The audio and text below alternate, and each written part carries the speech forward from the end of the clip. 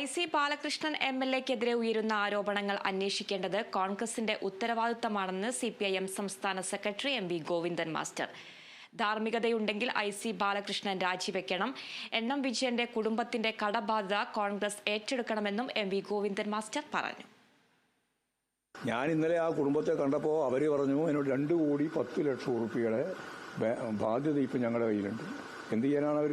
അപ്പോൾ രണ്ടാൾ ആത്മഹത്യ, രണ്ടാൾ ആത്മഹത്യ എന്നല്ല, ഒരാളെ കൊല്ലുകയും ഒരാൾ ആത്മഹത്യ ചെയ്യുക എന്നുള്ളത് അത് ഒച്ച മലയാളം. ഇനിയിപ്പോൾ വീണ്ടും ആ രീതിയിലുള്ള തരത്തിലേക്കാണ് കാര്യങ്ങൾ നീങ്ങുന്നത്. അതുകൊണ്ടാണ് ഞാൻ കോൺഗ്രസോട് പറഞ്ഞത്, കോൺഗ്രസ് ആ ഉത്തരവാദിത്തം ഏറ്റെടുക്കണം. ആ ഉത്തരവാദിത്തം യഥാർത്ഥത്തിൽ ആ ബാധ്യത കോൺഗ്രസ് ഏറ്റെടുക്കേണ്ടതാണ്. കോൺഗ്രസിന് വേണ്ടി ഉണ്ടാക്കിയ ബാധ്യതയാണ്.